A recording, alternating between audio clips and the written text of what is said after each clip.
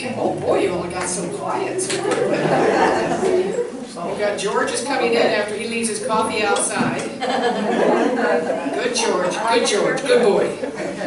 We're not recording yet, are we, Jay? Got it. Are these going to be the outtakes? When George walks in, everybody give him a round of applause. Ready? 1, 2, 3. Thank you for being here, George. Never coming back. He's never coming back. Jill, Randy, yes, we do this a lot.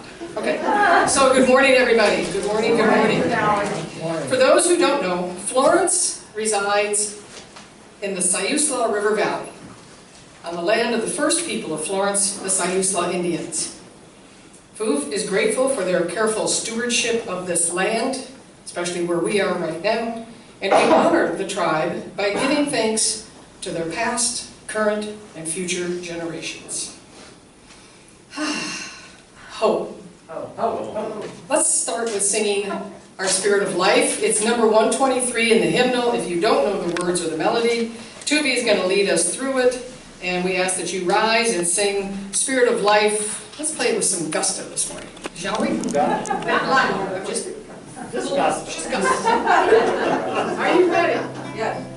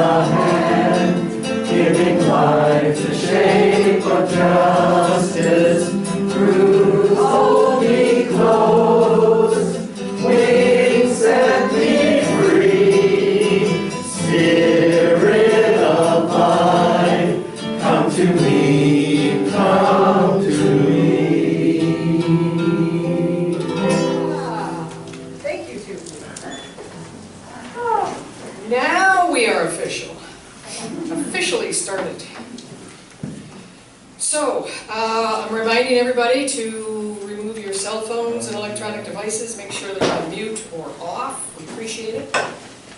Is there anyone here today for the first time? I know Jill's been here a couple times, but Randy's here for the first time. Anybody else here for the first time? Okay, stand up, Randy. Tell us who you're related to. I got to turn off my phone. Turn off your phone. Hi everybody, my name is Randy Thomas. Hello, Randy. I belong to Jill, who was gracious enough to marry me a while back, and said this was a great place to come. She was here 2 weeks ago, so Yeah. here I am. Glad you're here. For those who don't know, Jill and Randy live next door, or right down the street from Karen and Jim. So thank you to them. So Randy, I don't know, Jill, you might have had this already. Got that. Well, I'm giving one to Randy. Thank you. Every new guest gets our wonderful book. All right, what do you say? We've had some good mornings already, but why don't you take a moment right now and turn to the person next to you, in front of you, behind you, under you, and just say good morning. Just good morning.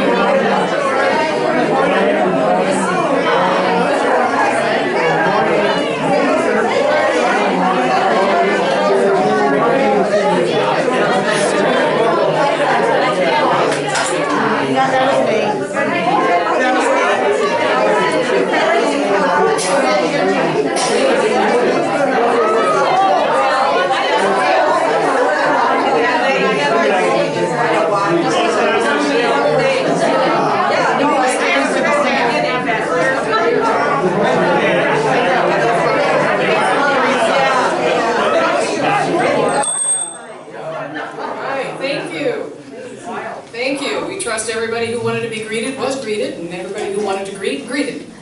Right? Sure. Whatever I said. Special thanks to Darlene and Rick for being our official greeters today.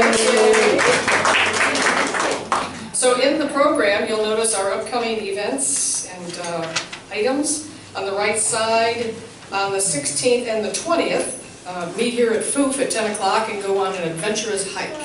Okay, I'll tell you where they're going: Silk Coos Lake Trail on the 16th, and the Valley Trail and Hobbit Trail Loop on the 20th. So 2 good adventures. So mark your calendars and be here at Foof. You can either carpool and or caravan, okay? As well as the Soul Matters class with our very own Ruth Miller. Soul Matters is a curriculum that the church bought 6-7 months ago, and every month is a different theme. So the theme for March is Widening the Circle, hence the title of Ruth's talk today. But we also meet on the second Tuesday each month, or is it the third Tuesday? Third Tuesday each month. And we talk about the Soul Matters workbook, and we talk about that which is you experience because of this theme. So you're invited to join Ruth. There's the Zoom link right there. All you have to do is just come on board at 5:15 on the 15th and be a part of that experience. A wonderful group of people. And Ruth, your slides are progressing, and that's okay. That's okay. No, it's fine. Just don't look up there yet. Okay, this is not a part of the program yet.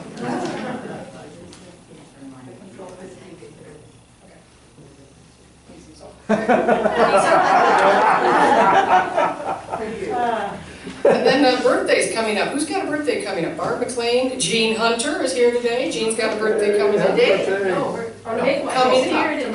Huh? Yeah, Valentine's Day. Okay. Karen Cooper and George Regato all have birthdays coming up in the next few weeks. So happy birthday. So following today's service, Catherine will be here if anybody would like to have a private spiritual mind treatment, affirmative prayer. Meet Catherine in the side room. And Ruth will be in our library to have a dialogue circle about her message today. So you're invited to stay for both of those. And let's see, remember to stay fully masked while you're inside and no beverages. Thank you, George, for leaving yours outside. Appreciate it. That's why you got a round of applause. Are there any announcements anybody would like to make? This is not necessarily joys and concerns, but announcements for the good of the fellowship. Anything happening? All right, so one announcement. Who wants to run for city council? Florence City Council. If you're interested in being a candidate for city council, you've got until next week to get your application in. No, 1 year. 1 year. It just will be through the end of December. And then you can run again if you'd like to in November. But we're looking for a really good person. We, meaning I am one of city councilors, looking for someone to fill the vacancy. So please consider it. You have to be a Florence resident. Not just 97439, you have to live in the city of Florence, okay? See me later if you want information on that. Yay! So, I invite Brooke to come forward. We're going to light the chalice. This title of this is Blessed Are We. It is by Andrea Hawkins Camper. Blessed are we. Blessed are we who gather with open hearts together in this space today. Blessed are we, the chalice lighters of resistance, justice, love, and faith. Blessed are we, the heretics, the outcasts, the walkers of our own way. Blessed are we, the border crossers, the refugees, the immigrants, the poor, the wanderers who are not lost. Blessed are we, the transgressors, the trespassers, the passers-by, the cause-takers, the defiant, the compliant. Blessed are we, the hand extenders, the sign makers, the protesters, the protectors. Blessed are we, the trans women, the trans men, the non-binary, the cisgender, the multigender, and the no gender. Blessed are we, the friend, the stranger, the lonely, the hidden, the visible, the authentic. Blessed are we who rise in solidarity. Blessed are we who cannot. Blessed are we who do not. Blessed are we, for this is our beloved community, and this is who we are.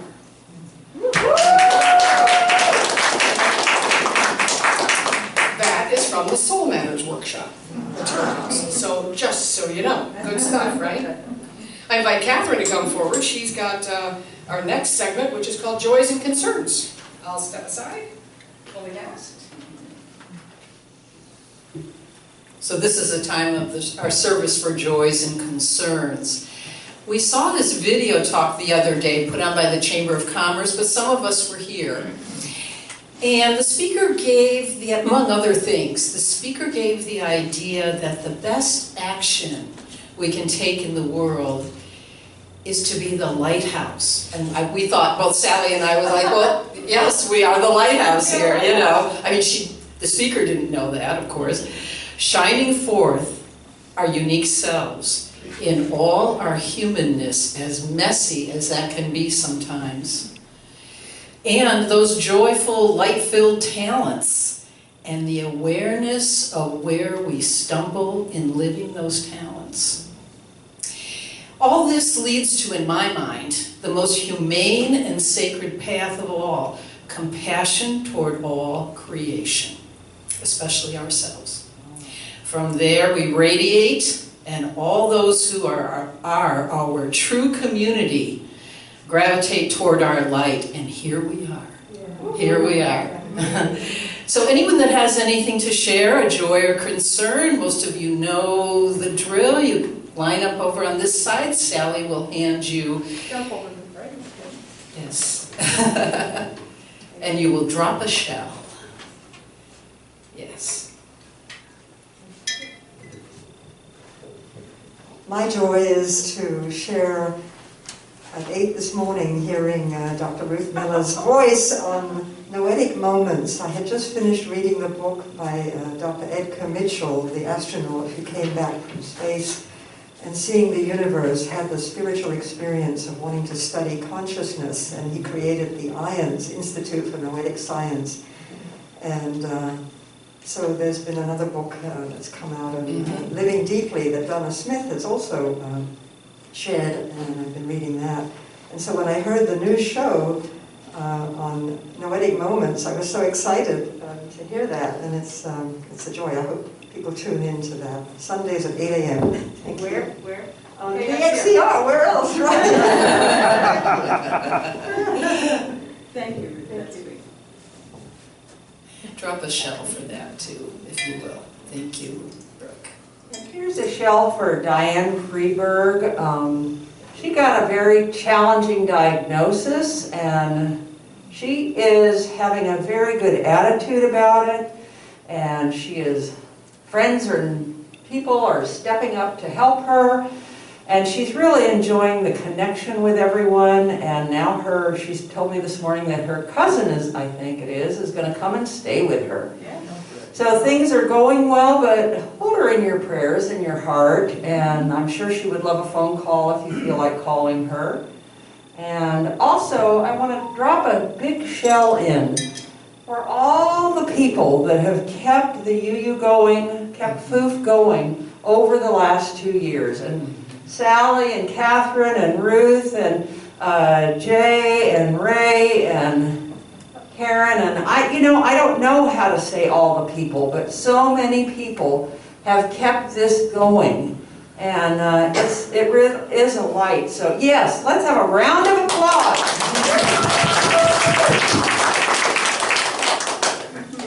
And anyone I forgot to mention, double on them.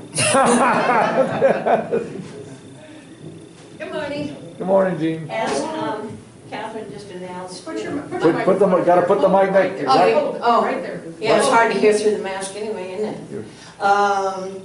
Last year my birthday was it always is on Valentine's Day, but it happened to be on Sunday last year. So I decided to do something fun for you guys, because I want to include you in the celebration of my birth. And many of you were here, and so I thought, geez, I know the birthday's tomorrow, but hey, we're all here. So I decided to do something again. So here come the little bags like the ones from last year. So pass them up and down the rows. There you go. And just pass them around. Help yourself. And pass them on. And just to share with you, this is just when we came into year 2022. I'm fascinated by double digits. I don't know why, but I am. And then I went, oh wow, I'm gonna be 77 in 22. This is gonna be an amazing year. And then somebody brought to my attention that next week is gonna be 2/22/2022. And I said, I gotta get out my numerology book, that's it, I gotta do this. And I said, you know, this is gonna be an amazing year. It has been already. I mean, I think of somebody and say, oh, I haven't talked to them in a while, I have to give a call. Within an hour or two, the phone rings and it's that person. It has happened repeatedly. I know, it's just incredible. And I don't know if you know what a diffuser is, but it steams whatever you put in the water into the air to clear it and bless it and whatever, sure things. And the other day my diffuser died. I went, oh shoot, oh dear. Okay, well, I'm going out today, I'll look around and find another one. Well, I was going to go for a walk with my friend Jane, who has a dog, and we were going to take the dogs for a walk. She shows up at the door, she comes in, and she's got a bag in her hand. She said, oh, I have something for you. It was a diffuser. I mean, I said, wow, what can I think of next? World peace would be really good. Yeah, we started in Vietnam. Think big. I can't believe we're back in Vietnam. A war going on there. But we just pray and pray and pray and pray and think good thoughts and pass it on. Put some shells in the water. Right. Yeah, put some shells in the water. Happy birthday, Jean. Happy birthday, yes. Happy birthday. Yeah, 77, how'd that happen? And another shell, the last shell for anyone that we don't know about. You know, the shy, the ones that just stay home because they need to stay at home, the suffering, or the ones that don't really know how to share their joy. Some people just don't know how, they get a little embarrassed. But that shell is for you. Blessed be.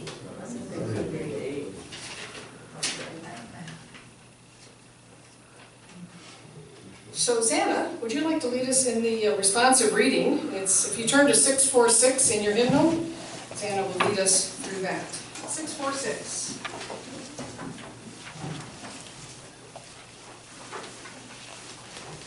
A short but powerful one.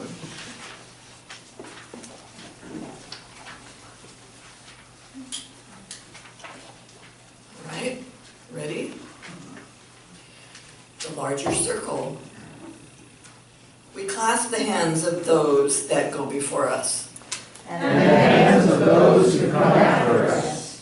We enter the little circle of each other's arms. And the larger circle of lovers whose hands are joined in the dance. And the larger circle of all creatures. Passing in and out of life, who moves also in the dance. To a music so subtle and vast that no ear hears it. Except in fragments.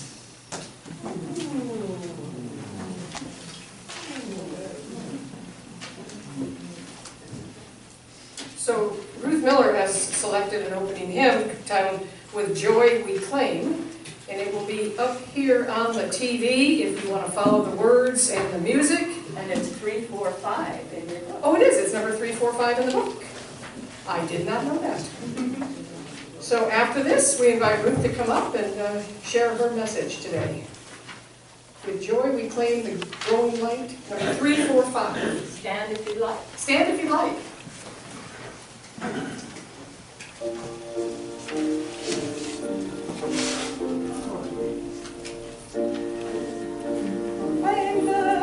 It's just the music. I'm going to start over. I was just sing. You're gonna have to start the singing. Obviously, I get to lead today. You do. You've got such a wonderful voice. So What a sweetheart. Thank you.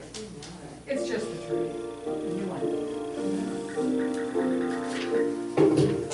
With joy we claim the growing light, advancing thought and widening view, the larger freedom.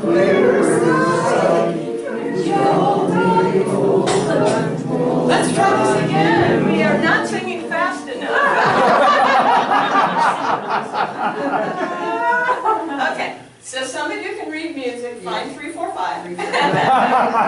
And she's doing bum, bum, bum, bum, bum, bum, bum, bum, with no pauses. Yeah, here we We're go. used to pausing. She doesn't pause. No pause. All right. Oh, no, it's not like that.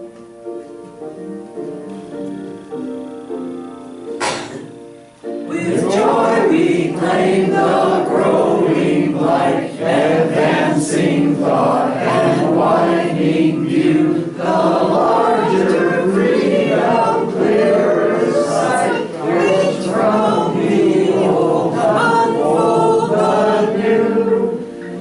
With higher view come loftier goals, with fuller light, more good to see, with freedom, truer self-control, with knowledge deeper, reverence speed. Okay, that was a failure. We figured it out.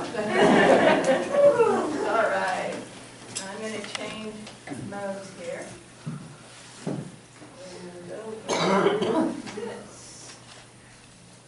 I figured as long as we were using the screen. Oh. I have no idea what that is. Yes, let it do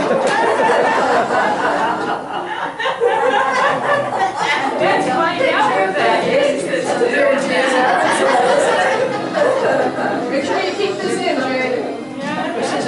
We're rocking you. It's a rockin' glory, hallelujah. That was sweet.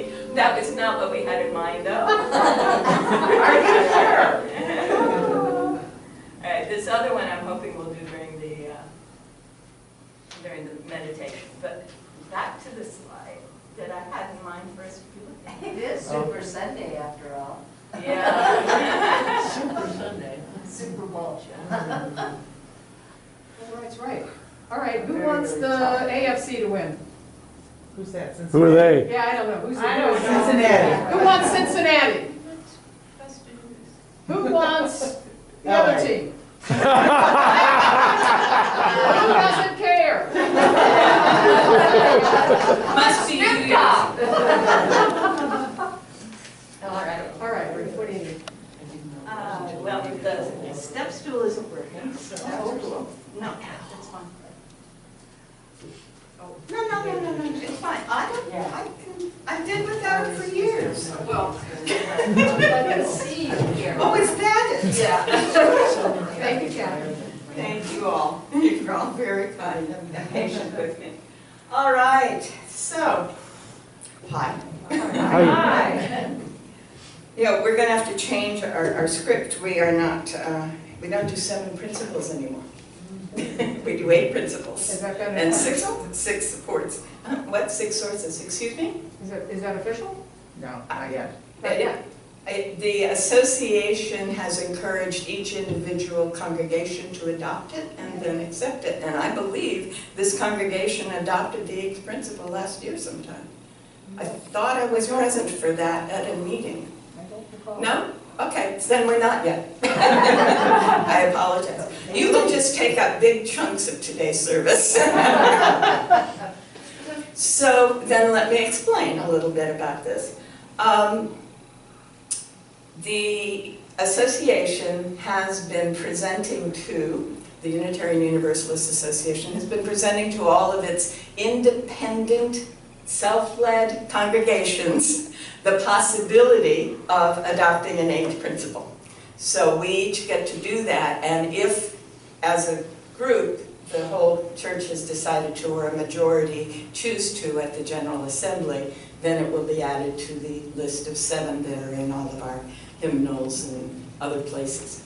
And the 8th principle was developed by a woman who was the racial issues and social justice coordinator in the Mid-Atlantic. And she was finding that UUs tended to fall into categories.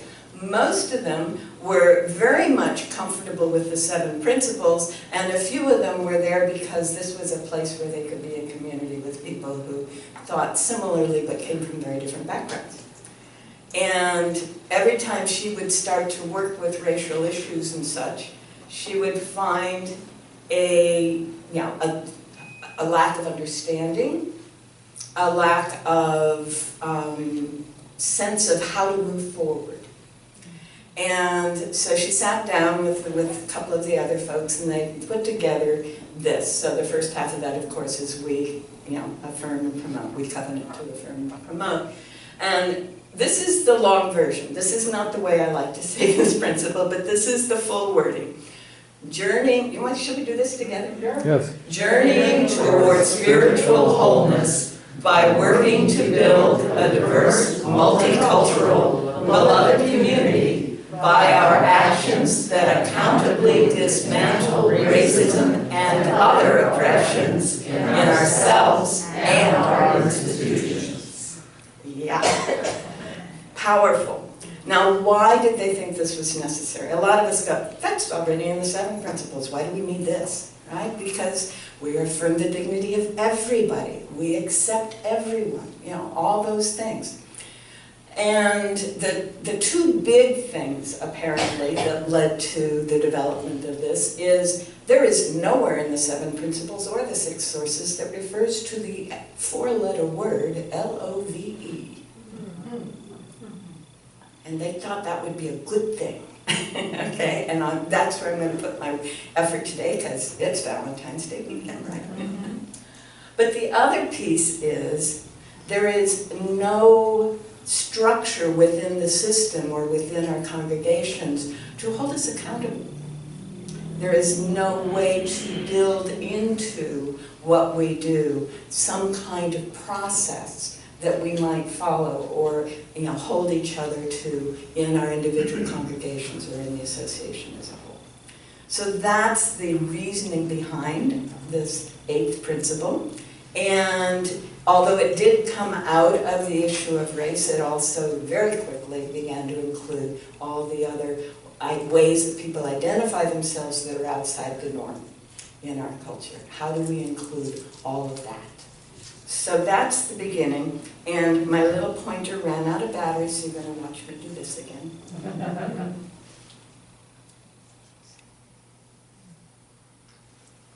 All right. So a big part of where the steam came from doing this, getting this, where the energy came from, was when the woman who is the current president of the Unitarian Universalist Association, Susan Frederick Gray, who we got to meet some of us when she was in the area, and who Walt Staten and Susan Thiaker's son, Emerith, worked with. That's where he did his internship, was with her in Phoenix, dealing with immigration issues. Okay? So she's been a very activist person, and we feel connected to her. And this was her fundamental question on the campaign trail. How are we, as congregations and as individuals, accountable to the people who haven't found us yet? And I got to tell you, there are millions out there who haven't found us yet. And a few that have heard the name have no idea who and what we are, tend to be what the congregations feel like. And a lot of them cannot tell the difference between Unity and Unitarian, and that's not so bad. They go back and forth between them when they say the words because they don't understand that there is a distinction, but we can talk about that on another talk. But how are we, individually and collectively, accountable for all of those folks who would be so comfortable here, who would feel like they had found a home and a community, who would have the opportunity to expand their ideas and to widen their own individual circles? Yes.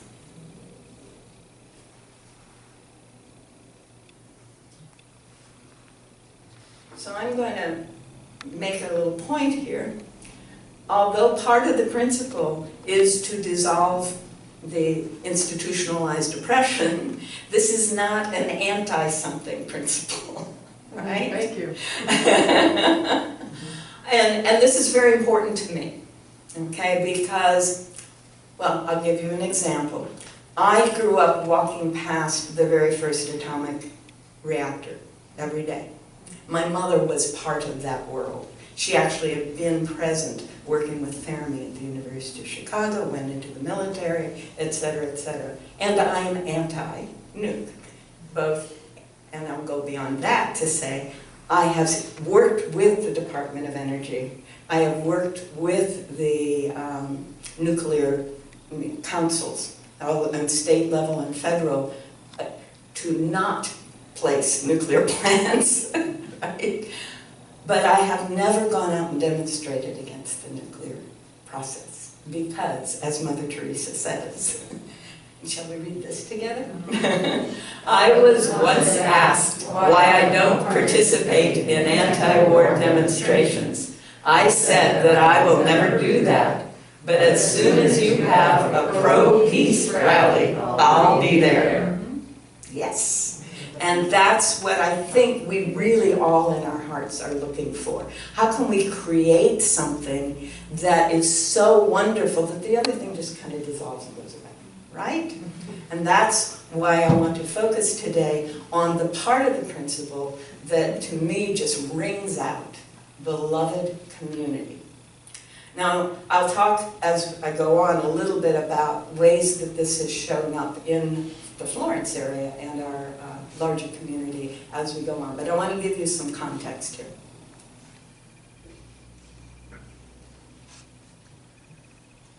The man who brought this word, this concept into our awareness, did so in 1957 in that speech, Justice Without Violence. And he pointed out that whenever we are engaged in violence, there becomes actually more internal and external, right? But the aftermath of nonviolence is the creation of the beloved community. And that appears to be the first time he publicly used that language. It was very much a part of his scholarly work, however. And we're going to talk a little bit about that. But his point is that the nonviolent method, which he had studied very thoroughly. When I went to the Martin Luther King Museum in Georgia, there's a whole exhibit about Gandhi, right? And a copy of the Bhagavad Gita and the Bible next to each other in there. You know, that's how important Gandhi was to King's work. And Gandhi relied not only on the Bhagavad Gita and the Bible, the Gospels especially, he also relied on Henry David Thoreau and Ralph Waldo Emerson. So a lot of that work, plus the ancient traditions in the Hindu development of the person, were part of Gandhi's tradition. So Martin Luther King went to visit Gandhi when it became clear he was going to be doing this work. And so he just absorbed as much as he could, not only in his scholarly work, working on his Doctor of Divinity degree, but also directly with the most prominent practitioner in the world at that time. So, what did he mean when he said beloved community? First of all, it's a society of friends, right? It's a group of people who call themselves friends. It's a colloquy of equals. And you know, we've heard colloquium, and this is where colloquium comes from. But everyone is seen as equal. You know, I am a speaker. I am not an authority figure. Please, if you ever are inclined to, you know, just wash that. Look for the clay at the feet. So it is a practice, and this is really important. Beloved community is a practice, all right? Concern, caring, and giving. And this community is very good at it, and Catherine is doing a fabulous job of guiding us in that practice. Thank you, thank you. And with that, each person has standing. Isn't that wonderful? We all have standing in the community, in the beloved community. There are, you know, okay, these people count, these people don't count. That doesn't happen. And that doesn't happen in UUs as a rule. There are a few congregations, because of the nature of human thinking, once you get to a group that is over 150 people, 20% are the core and 80% are not visible anymore. So one of the things that I'm very clear about is, you know, a good, healthy congregation is hovering right around 100, 120. And once you get over that, you start having breaking out into different groups. A beloved community, yes. All right, and no one's rejected. In a rising tumult of aspiring mutuality. He did love words. Right? And someone else said, the simple working definition is a community ordered by love. Isn't that sweet? Yeah. So, a huge part of what's going on in this is the philosophy that King bought into and really attempted to live, which is the philosophy of personalism. I can't speak this morning. Maybe I'll take a sip of that one. There we go. The philosophy of personalism says that each of us is the core of whatever is going on in the universe. We are each the center of our own universe. In physics, that's true. It's infinitely out from each of us, right? But we are all, as individuals, the essence of being. We are all, as individuals, the manifestation of essence. And personalism really did define and guide everything that King did in his work.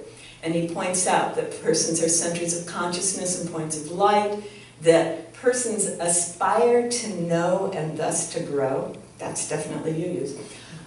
We bear moral agency. We're bathed in dignity, require respect, and again, that's what we're about. But then he talks about personality, the individual person's way of showing up, is not a denial but an affirmation of community.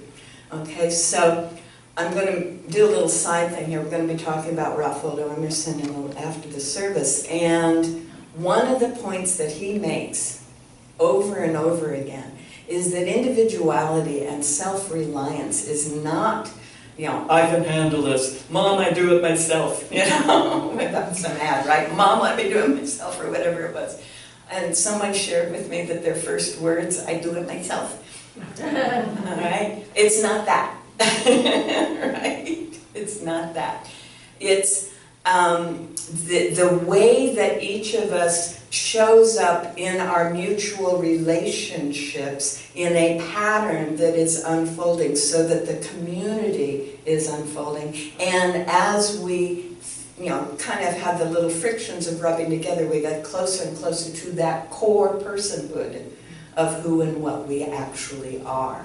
A community nurtures and respects personhood, that core essence.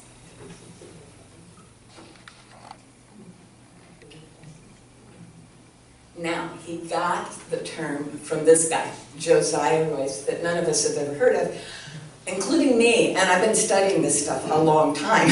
I had not realized this. This guy, in the late 1800s, began to bring racism into scholarship.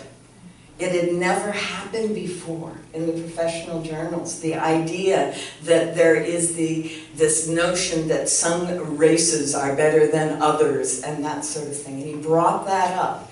And he actually, in that key essay, Race, Questions, and Prejudices, he went through the U.S. Bureau of Ethnology catalogs, which are huge collection of articles and indexes and references and reviews. And he outlined all the ways in which racism was clearly being expressed by ethnologists at that time and all the ways that it was not supported.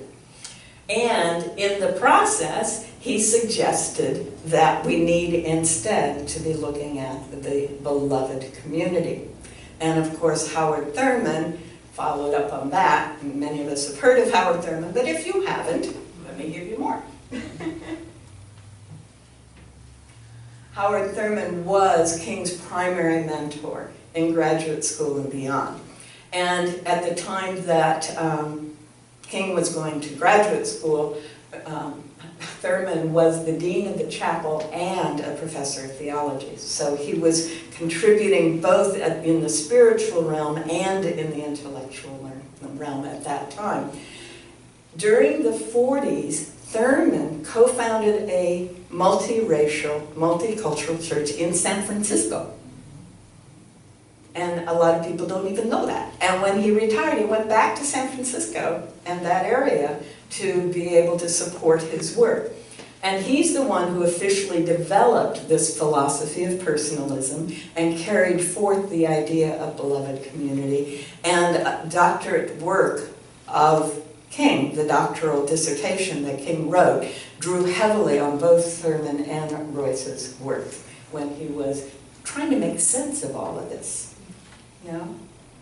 He was born, in those of you who don't have a context for this, Martin Luther King was born in 1928. Right? He was just 40 years old when he was assassinated. That's amazing how much got done during that time. All right. So, unusually, the UUs are not the first ones in our religious world to do this idea of beloved community. Often the UUs lead, and in fact there were many UU ministers present in those early days with King, including 2 former members of our congregation, and I'm dropping their names. Bob Peters? Yeah, Bob Peters and his wife were part of that world. Bob and Peg. Yeah, Bob and Peg Peters. They were here, very active in our congregation here, and they were on the bridge at Selma.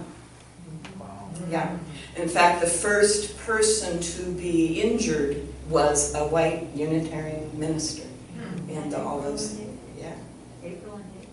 Good for, oh, April and David were part of that too. Okay, April and David Dumas. I knew they'd done a lot of things, but I didn't know about that. That's great. They're also part of our congregation. They live south of town. So what the Episcopal Church is doing is they have adopted something about 4 years ago, actually, called Becoming Beloved Community. They are attempting to do this. Now, if you're not familiar with the Protestant denominations, let me explain. The Episcopal Church in the U.S. is the Anglican Church in England, brought over by the colonists, and it's got a few specific U.S. flavors, but it's really Anglican as much as possible. It's high church, they do communion regularly, and so on. It also, because it is the Church of England, tends to be old money.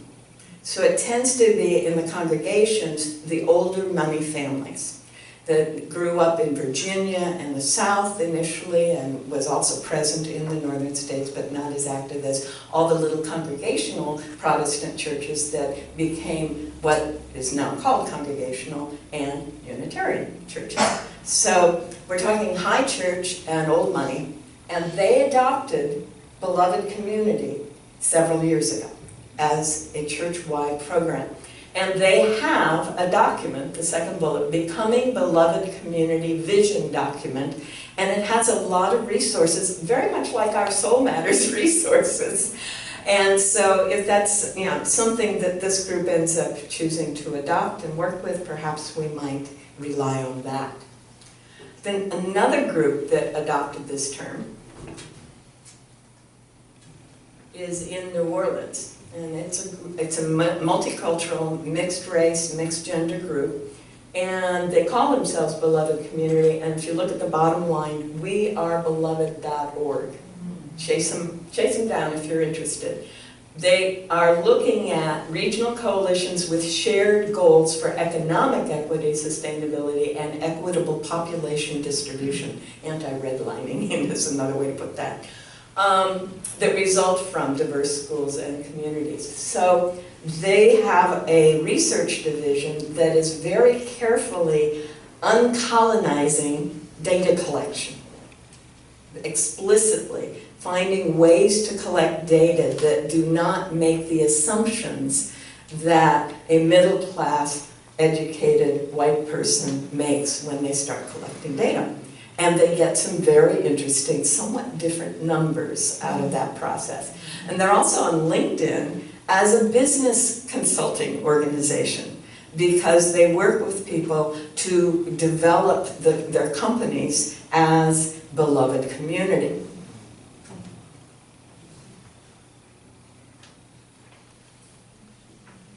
This has a lot, and this is where I first heard the term. James Twyman, back in the early 2000s, created something he called Beloved Community. And our own Florence leader, Eleanor, and I've forgotten her last name. Ross, you're good. Eleanor Ross was a leader and an organizer of the Beloved Community while James Twyman was doing that work. If you're not familiar with James Twyman, he's an Oregonian. He usually lives around Ashland, and he goes all over the world and was particularly active in the Middle East, bringing music and inviting people to learn each other's music and to sing together as a way to connect and to undo the processes that they were in the middle of, the violent processes. And he called himself the Emissary of Light. Emissary of Light. He also helped create a number of movies. The Moses Code is one of them. Indigo Children is another one. Yeah. So he's very active in that. But he claims their lineage from the community that St. John the Apostle developed, the community of the beloved disciple. So in the New Testament, in the book of John, the author refers to himself. We think the author is referring to himself, at least most scholars do, as the beloved disciple. Some of us think he was talking about Mary Magdalene, but that's another story.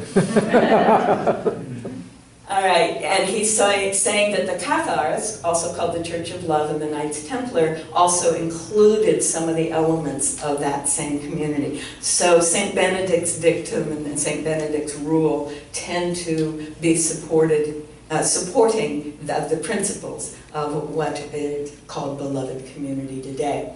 And their goal in the third bullet there, or fourth bullet, second one up, goal is to fulfill the commission Jesus gave to St. John, asking him to reunite the feminine and masculine aspects of the Christ.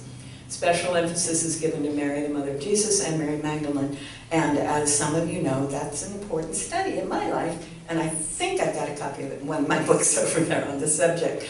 Also, if you don't know, the new spiritual bookstore in town, in the big blue building that used to be the Olive Store, that's what they're about. That's exactly what they're about, is uniting the masculine and the feminine and understanding how Jesus and Mary Magdalene embody that and demonstrate that. And they also have all kinds of other interesting books too, like everything about Yogananda and a lot of good new science, new physics stuff. And then finally, they're talking about, in the last bullet, the community of the beloved disciples always believe divine revelation is a personal experience that occurs between the individual and God. So this is much more religious in tone than what we would generally do as you use. But those underlying principles that there is a unification of the masculine and feminine, that we are all avenues to whatever wisdom the source has to offer us, wherever that is, etc., are still part of what we are about. That's all I could find about active people exploring beloved community right now, but that doesn't mean that's all there is.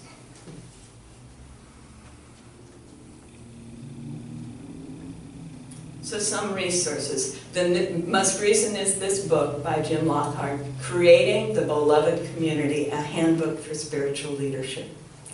And he's talking across faith, he's talking about any group that has a notion that there is a spiritual presence in our lives and how to do that. But there are other books that are useful, and one of them, he uses the term presencing, which was developed by an MIT engineer, Peter Senge, in the systems world. The last resources here are work that I do now. I have a consulting practice doing some of this work.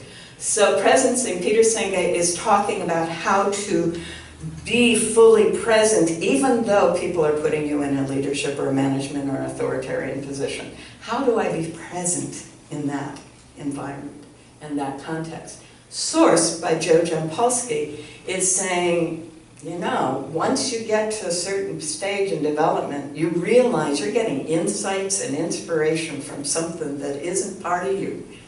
And we don't know what that is. We're going to call it source. There is a source of wisdom that we have access to. And my client, Kazimierz Gaz, pronounced Kashmir or Kazimierz Gaz, helped him write that book. So that's Joe Jampolsky and Kaz Gaz. And then finally, both of them, all three of them, have been working based on Scott Peck's work with developing community. You know, and it's a process. He has a process and stages. I'm in the process now of putting together a scholarly work, putting all of this together, a book to be published in the next probably 18 months or so by some scholarly publisher on the East Coast. So that's what we're doing. And the last two there, Building Community by Kazimierz Gaz, he's got a lot of examples in the business world of how you can overcome the structures that are built into the corporate structure in order to, you know, break through, to actually have community where you can have creativity and mutual support. And finally, that vision document that I mentioned earlier, that the Episcopal Church has put together. So these are some resources for anyone that is interested in building beloved community. And most of them assume what's going on in your space, right? What's happening here within us, how do we transform this? But we're here in February to talk about widening. How do we widen the circle, right? And there's a wonderful poem in the packet. I'm not going to read it because I'm running out of time, but you might want to explore the essence of it. And the essence of it is this. Whenever we create a circle of chairs, always leave one more. Always leave one more. And if more people come in, have expanding the circle become part of the process of the group. That it's part of what we're here to do, is expanding the circle. Not this is an interruption, or you know, you shouldn't have come late, or any of that. It's like, oh wow, cool, this must be what we're here to do, right? Widening the circle is who and what we are in our inner lives, and so it needs to be in our outer lives. And I'm going to end with where I started. I won't bother you with the caveats. Yeah, how are we accountable to those who haven't discovered us yet? Right? If I am widening the circle, there's a way in which who and what I am needs to be including them. You've met one of my daughters. I hope you enjoyed her. I brought a couple of the books she wrote. My other daughter gave me for Christmas, without having any idea that I might be really interested in it, a book of writings by and about Nelson Mandela, who relied heavily on all of the people, you know, that King did, and did study this material as well, and came to understand that we have to widen the community, widen the circle, not build walls, build bridges. Thank you all very much.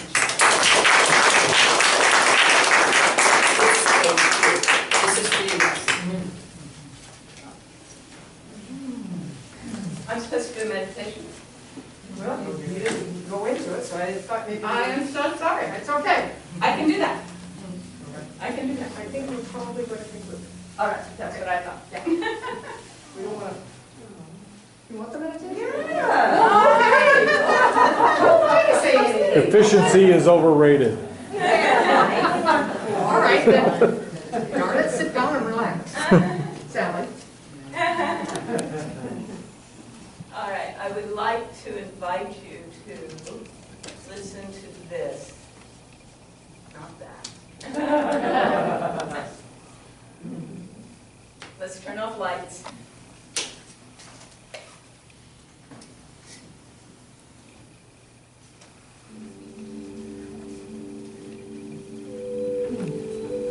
Just breathe.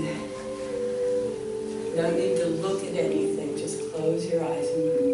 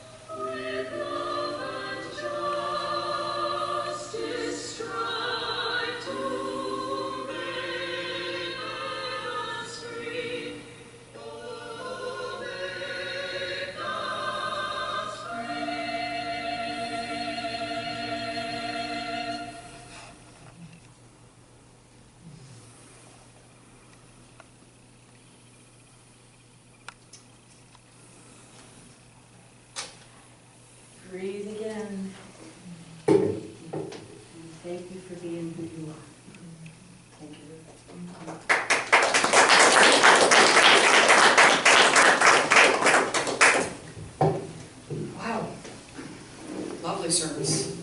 And you're right, that meditation really helps. It really helps. Today we have an opportunity, as we do every Sunday, to talk about our community partner, which is Sayusla Outreach Services. For those who don't know, it's SOS. And we collect funds for them so they can continue their mission of helping those that are less fortunate. And Tuvi is going to play some music as we pass the basket, but is there anything you want to share just briefly about SOS that we don't know? Throw some seeds into the garden, sprinkle with a little bit of love, and watch them grow, our beloved community. Thank you. So that's SOS. We also ask for a collection for our particular fellowship. We are self-governing and we rely on your generosity. If you would like to make a pledge of support, that's fine. If you'd like to make a contribution or a donation as we pass the basket, that would even be fabulous. However, we don't have an expectation. If you're not of a place today to give, that's okay. When the basket comes around, if you would just please give your love silently to this basket and for what it represents as you receive it, and then pass on to the next person. I'm going to ask Catherine on this end, and maybe Roby will help on this end if we pass this basket back and forth. And as we begin, I ask that you repeat after me. Divine love through me. Divine love through me Blesses and multiplies all that I am. blesses and multiplies all that I am, All that I receive. all that I receive, All that I give. all that I give. I am prosperous now. I am prosperous now. Blessed be. Blessed be. Tuvi's going to play some lovely background music as the basket is passed, and please enjoy.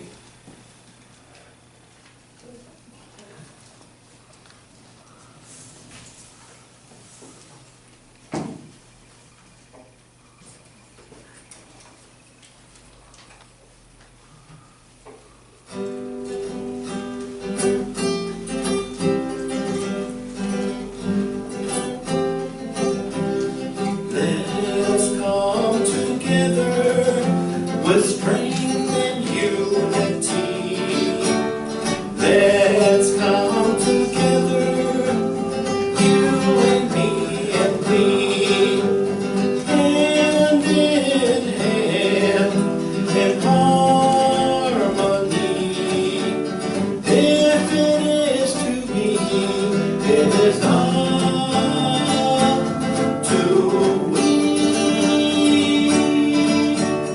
Let's come together with strength and unity. Let's come together, you and me and we, hand in hand, in harmony. If it is to be, it is up to you and me. Blessed be, blessed be.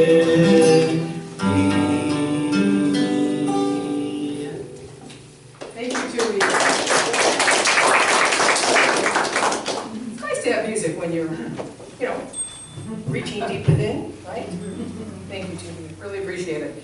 For those who can't be here in person and you would like to contribute, you may do so by sending us a check payable to FOOF, mailed to P.O. Box 2502, Florence 97439, or you can go on our website. There's a donate button and you can pay through PayPal or your own credit card. We appreciate that. Thank you everyone for your spiritual practice of giving and blessing this fellowship as well as SOS.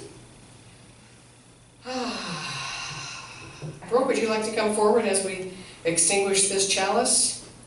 These closing words are from Israel Bufardi, titled Universal Rhythm. My friends, when you go from here, know that our hearts are always in a holy place, for we are always connected to one another. Know that deep down, our hearts beat in one universal rhythm. May we each find the sacred space to hear it. So I leave you with one question. Is your circle of friends too small for you?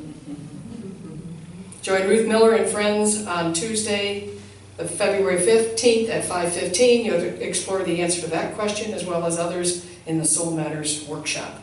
And remember, Ruth will be meeting in the library after service to talk about today's topic as well as her class on, I can't remember the title of it you have. Natural abundance. Natural Abundance, Exploring Emerson? Exploring Emerson. So stay for that as well. Catherine will be next door. Speaking of circles, I ask that you rise right now and make a circle around the chairs as we sing our peace song. Two of you will lead us with the music. Hold hands if you so choose and are comfortable with it. Otherwise, just be patient and spread love as best you can.